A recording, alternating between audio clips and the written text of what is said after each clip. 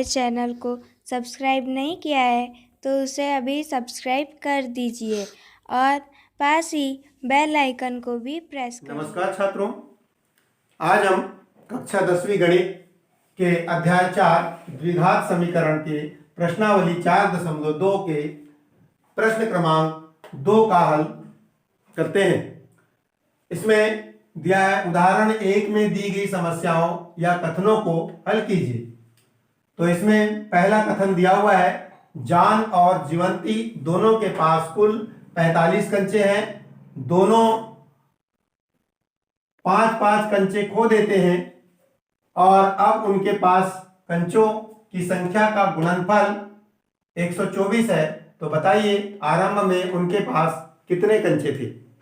तो छात्रों, हम देखते हैं इस कथन को कि सबसे पहले तो हम ये देखते हैं कि जान और जीवंती के पास कुल कितने कंचे हैं, 45। तो यहां दिया है जान एवं जीवंती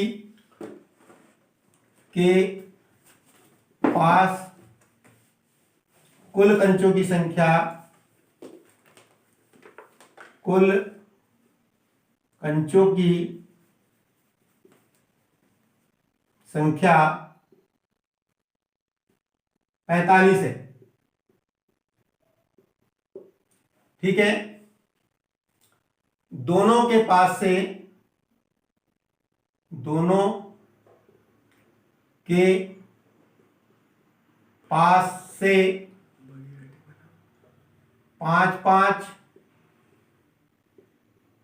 कंचे खोने पर बचे कंचों की संख्या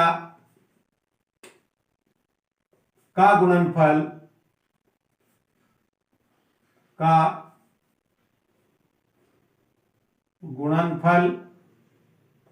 124 है। 124 है। तो मान लेते हैं, माना कि जान के पास x कंचे हैं।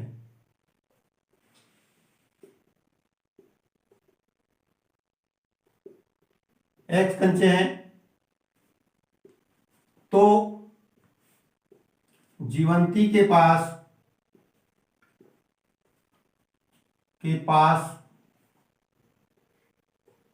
कितने कंचे होंगे। एक के पास x है 45 में से, तो दूसरे के पास होंगे 45 ऋण x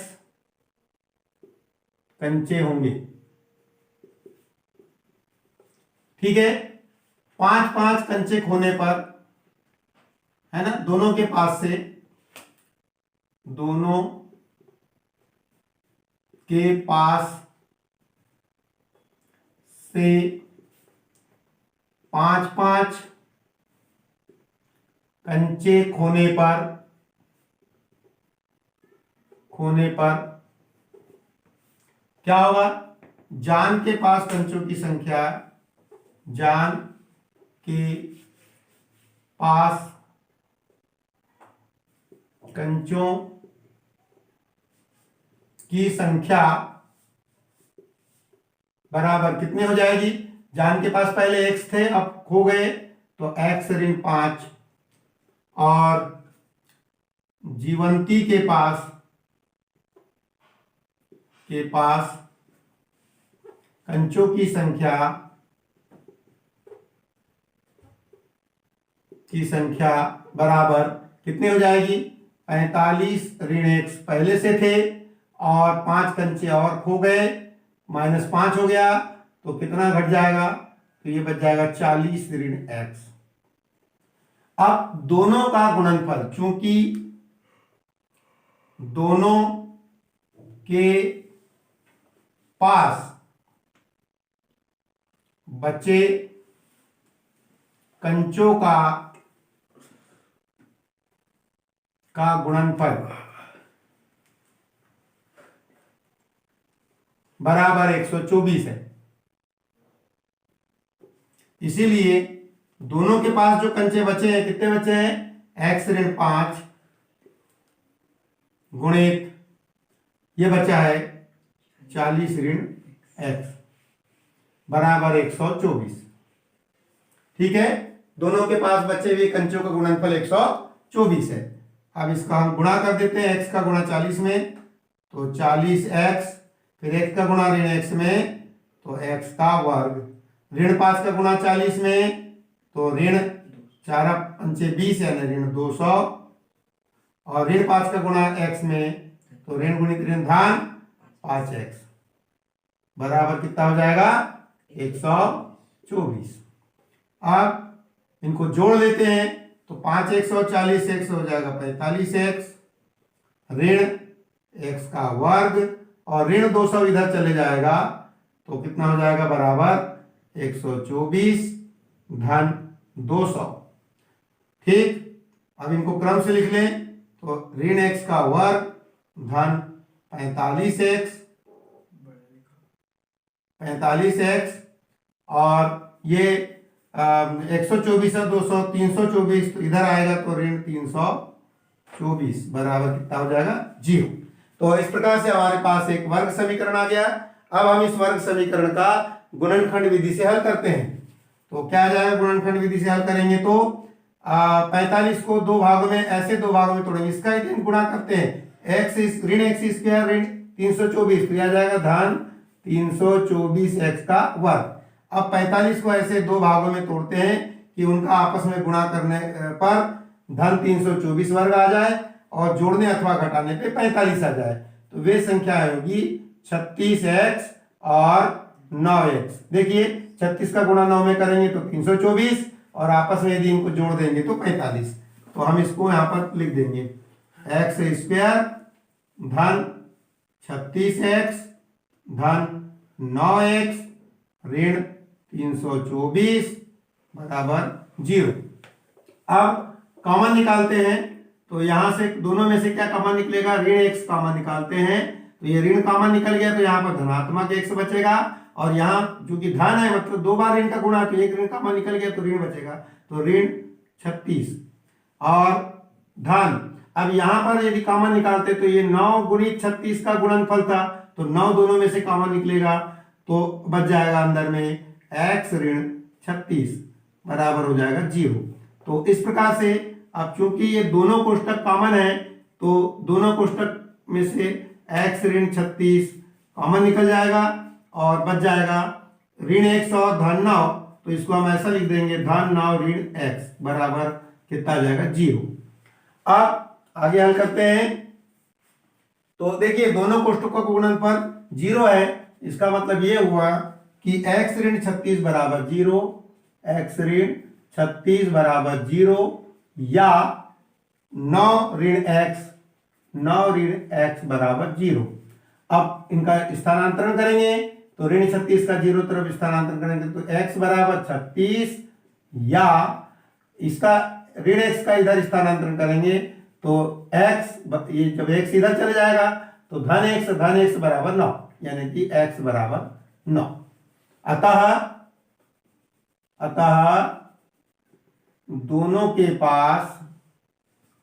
अतः दोनों में एक के पास 9 तो दूसरे के पास 36 कंचे बचे होंगे, 36 कंचे होंगे। तो छात्रों इस प्रकार से हमने इस पूरे कथन का बड़े ही आसानी से और सरलतम ढंग से हल करके आपको दिखाया है। इसी तरह से सरलतम ढंग से गणित समझने के लिए हमारी आने वाली वीडियो को भी देखते रहिए, इंतजार करते रहिए, और जैसे ही आपको वीडियो आती है आप उसे अवश्य देखिए जिससे आपकी परीक्षा की तैयारी अपने ही घर में अच्छे से हो सके। धन्यवाद।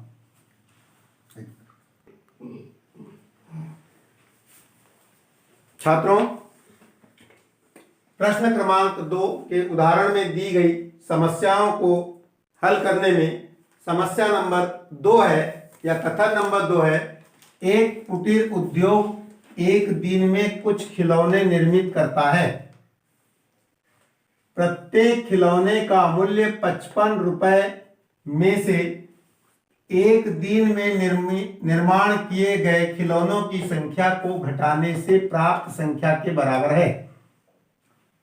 किसी एक दिन कुल निर्माण लागत 750 रुपए थी, तो उस दिन निर्माण किए गए खिलौनों की संख्या ज्ञात कीजिए। तो देखते हैं, दिया है कि प्रत्येक खिलौनों का मूल्य है 55 रुपए। माना कि एक दिन में निर्मित किए गए खिलौनों की संख्या x है, तो उस दिन निर्मित किए गए प्रत्येक खिलौनों की जो लागत होगी या प्रत्येक खिलौने का मूल्य होगा 55 ऋण x रुपए। तो चूंकि निर्मित खिलौनों की संख्या गुणित प्रत्येक खिलौनों की लागत, दोनों का जो गुणनफल है वो 750 है। यानी उस दिन निर्मित किए गए खिलौनों पर कुल लागत कितनी है? 750। तो कुल लागत यानी खिलौनों की संख्या और एक खिलौने का मूल्य, तो कुल लागत हो जाएगा 750, यानी कि x गुणित 55 ऋण x बराबर 750। तो क्या आ जाएगा? इसका गुणा कर लेते हैं हम लोग।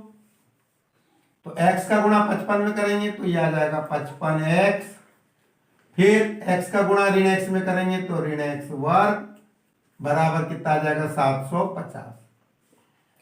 अब इसको हम ट्रांसफर कर देते हैं इधर, तो क्या आ जाएगा? इसी को इस तरफ x को कर देते हैं, तो धन x का वर्ग, और इसको इधर ट्रांसफर करेंगे तो ऋण 55x और धन 750 बराबर 0। ठीक है छात्रों, अब इसमें क्या करेंगे? x वर्ग का गुणा 750 में करेंगे तो यह आ जाएगा 750 x वर्ग धनात्मक। अब 55 को ऐसे दो भागों में तोड़ेंगे कि जिनका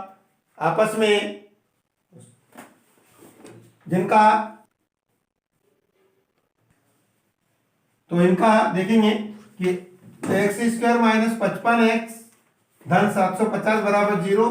यदि इसका हम गुणा करते हैं तो ये धन 750 एक्स स्क्वायर आता है। ऋण 55 को दो भागों में तोड़ेंगे, ऐसे दो भागों में तोड़ेंगे कि ये इनका आपस में जोड़ने घटाने पे ऋण 55 आ जाए, और आपस में यदि गुणा करेंगे तो धन 750 आ जाए। तो वे संख्या हो सकती है छात्रों 25 और 30। देखिए 25 दिया 75 यानी 750 और x वर्ग हो जाएगा, लेकिन ऋण आएगा दोनों का योगफल, यानी कि ऋण 25 ऋण 30 कर देंगे तो ऋण गुणित ऋण धन हो जाएगा और 750। तो इस प्रकार से टूट जाएगा एक्स स्क्वायर माइनस 30x वर्ग 30x ऋण 25x धन 750 बराबर 0। ठीक है, तो अब इनको कॉमन निकाल लेते हैं फटाफट। तो x कॉमन निकल जाएगा, तो यहां बच जाएगा कितना? x ऋण 30, और यहां पर क्या कॉमन निकलेगा? ये 750 जो है वो 25 गुणित 30 में है, 25 गुणित 30 में बटा है, तो ऋण 25 कॉमन निकाल लेते हैं, तो ऋण 25, तो बच जाएगा कितना? x ऋण 30 बराबर 0। तो यह आ जाएगा x ऋण 30 दोनों में कॉमन है, तो x ऋण 30 और दूसरी कोष्टक में आ जाएगा x ऋण 25 बराबर 0। तो फिर कितना आएगा? ये दोनों में कोष्टकों का गुणनफल 0 है, इसलिए x ऋण 30 बराबर 0 या x ऋण 25 बराबर 0।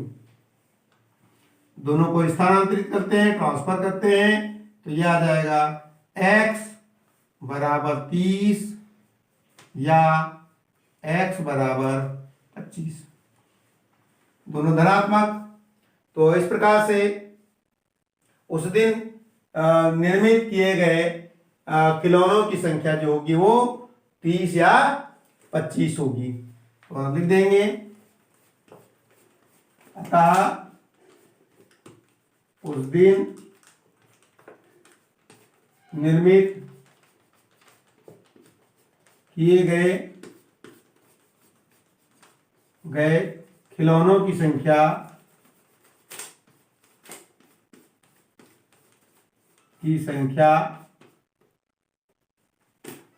ठीक है छात्रों, कितनी होगी? 25 या 30 होगी। तो इस प्रकार हमारे द्वारा इन कठिन समस्याओं का हल करते हुए वर्ग समीकरण के रूप में रूपांतरित किया गया है और इन प्रश्नों को हल करके इन्हें हल करके इनके मान ज्ञात किए गए हैं। इसी तरह से वीडियो देखने के लिए आप लोग हमारे YouTube चैनल जीएस पटले को सब्सक्राइब अवश्य कीजिए, ताकि आपको इस तरह से सरलतम ढंग से बने हुए वीडियो प्राप्त हो सके। धन्यवाद।